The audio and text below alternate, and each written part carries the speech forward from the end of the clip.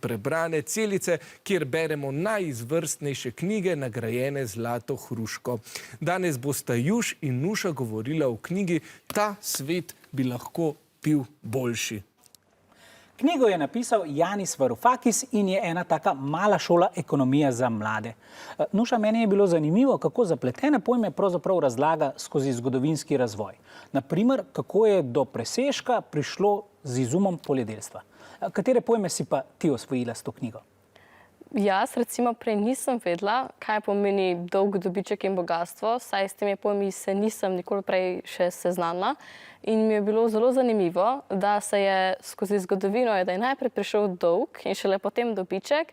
Najbolj pa v celi knjigi me je pa presenetilo dejstvo, da vsa bajna bogatstva, ki so nastala v zadnjih stoletjih, so nastala izključno samo zaradi dolga. Ja, najprej potrebujemo minus na računu, potem pa pride plus. A se v šoli tudi kaj pogovarjate o gospodarstvu in ekonomiji? O ekonomiji niti ne, ampak gospodarstvo pa vedno omenjamo pri geografiji, ko spoznavamo različne dežele, celine in države, ampak to bolj nasplošno. Ja, avtor res skuša ekonomijo mladim približati na zabaven način, svet pa največkrat primerja s filmom Matrica. Jelena Isak Kres, prevajalka knjige, zakaj si je Varoufakis izbral ravno ta film?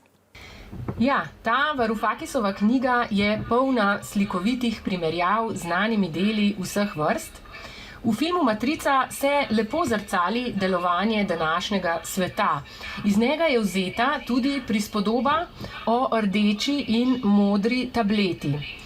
To je prispodoba o tem, da vsak sam izbere, ali bo odprl svoje oči za vednost in s tem tudi za neprijetno resnico in bo tako tudi pripravljen kaj spremeniti, ali pa bo vzel modro tableto in si še naprej zatiskal oči in živel v udobni utvari, da je vse v redu in da naš sistem deluje odlično. Zanimivo.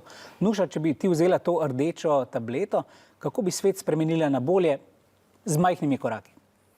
Veš kaj, Juš, jaz najprej mislim, da bi si vsak posameznik moral najprej pri sebi razčistiti, kaj so res tiste vrednote, kaj je nam res v življenju pomembno, ter šele na to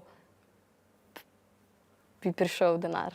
Aha, dobro. Potem začnimo pri sebi, pa morda denar ne bo več sveta vladar, a? Tako je.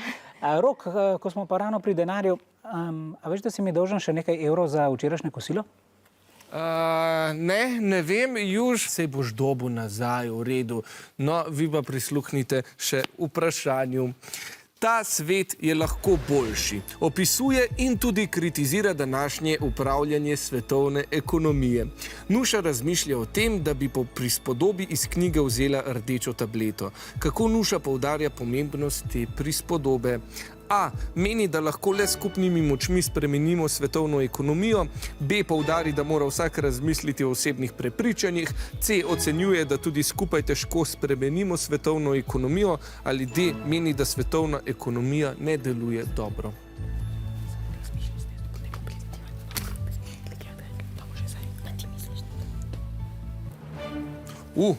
Hitro sta se obe ekipi odločili za odgovor B. In to je seveda tudi pravilen odgovor.